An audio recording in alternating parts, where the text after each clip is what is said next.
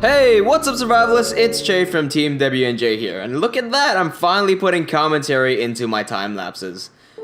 Yeah, so what's going on today? Well, I never said that Wednesdays were for vlogs. I always said that they were for special videos, and this is a special video. Because for the first time in the 6 years that I've been writing Levaslier, I actually felt remorse or regret, sadness even, for killing off one of the key characters in my stories. Now I know this sounds really bad that in 6 years I've only felt sadness once, but no, that's not the point. What I'm saying is that even though I've killed him for 6 years, for 6 years I knew he was gonna die and die and die again, it still has an effect.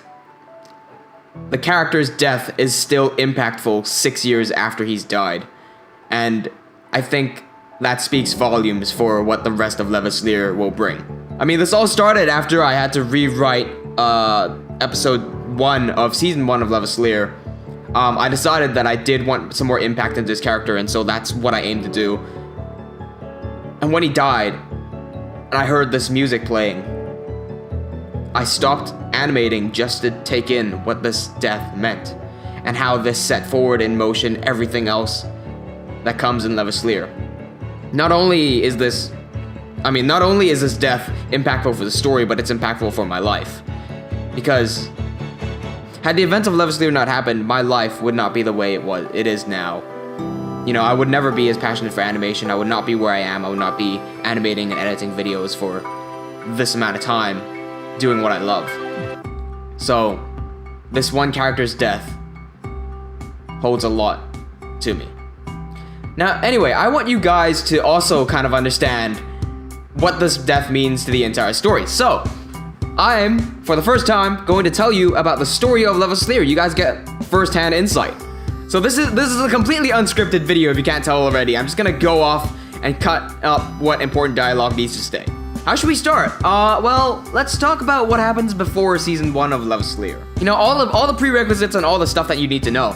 Kind of like a prologue, and it's quite fitting since I'm animating the prologue in the time-lapse right now. So a majority of what happens in season 1 of Levaslier takes place in the land, or in the nation of Lazuria. It's named Lazuria after its first king, King Lazarus, who founded the land. Lazuria itself is divided into 5 major cities, one of which is Hemrage City. This city will act sort of like a headquarters for most of the stuff in season 1. Now, why is my main character a slime? That's a very good question. I won't get to where the slimes come from yet, because that's something that you'll discover throughout the show. But the slimes and the humans in Levaslier have a very unique relationship. 100 years before the first episode of Levaslier, the humans were attacked by an ender dragon. Cities were demolished and thousands, if not millions, of lives were lost to this one dragon. Until the great hero stepped up and ended the reign of terror that this dragon brought. He investigated a bit more as to where the dragon even came from and discovered that at the root cause lies the slimes. He turned all the humans against the slimes who they used to live in peace with, and they were exiled from all sort of human civilization and left to be conquered by the wilderness. But the slimes, they did not perish, they persisted. Especially Arkosh Levaslier's camp. Yeah, they built camps outside of human cities without them knowing. As far as the world knows, the only slime alive is Arkosh Levaslier. Why they know that only he exists? Because he is the warlord of Hemrage. Now, the title warlord may not seem like a lot for anyone who's not into Levaslier yet, and nobody is because Levaslier's not out at the making of this video, but the warlord title basically means the protector of the city. Warlords are chosen at a competition, and they are the best fighters in the entire city. They represent the city as a whole. They command their army, they protect the king. The warlord title is a grand title, and only one person can hold it. Arkosh, as you're seeing right now, is actually the ex-warlord who's been called back to action by the king of Hemrage, Lord Ulfrind. He's doing one last mission for Ulfrind to recapture this location known as Dire Shield Fortress from the enemy nation known as Sacrasahra. There's a lot of terms going on, I know, but Levaslier is a complex and big story.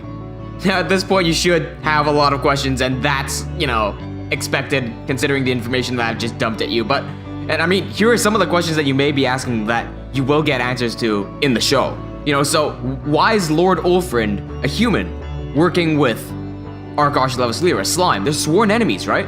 The Sacrasahra Empire versus the Kingdom of Lazuria. What's going on there? Why are they at war? The slimes that released the Ender Dragon destruction on humanity. What? Why would they do that? What would they trying to achieve? And who is this great hero that stopped them? How? We all know that the Ender is going to come back, and they're going to be the primary antagonist of Season 1. And seeing that my protagonist, Arkosh Levaslier, is a slime, son of Arkosh Levaslier, we have to ask ourselves, what do the slimes really want? Why is the Ender back again after being stopped? And if Arkosh is fighting against the Ender, what is the goal of the Ender? What is the Ender? So anyway, like I said, all of these questions are going to be answered in due time through Levaslier, but I want to throw the ball to you guys and ask you what you think will happen in Levaslier. What do you think are the answers to all these questions? And if you haven't realized it already, I hope this shines some light on the scale of Levaslier, how big it's really going to be. I feel like MatPat is going to have a lot of fun breaking this one down over at Film or Game Theory, but we'll have to wait till we get him, and we will. In due time, we'll have MatPat break this one down. We'll be sure of that. Anyway, that sets up the basic information you need to know about the relationships between humans and slimes of Levaslier, and just some of the lore that takes place before Levaslier starts. I hope you follow along. I'd love to tell you more about Levaslier and try to limit the amount of spoilers that come out, but still build in intrigue and theories and all that sort of stuff. So if you guys are interested in seeing more of this stuff, make sure you subscribe and hit that bell icon to not miss any uploads. More videos like this to come on Wednesday. Cheers!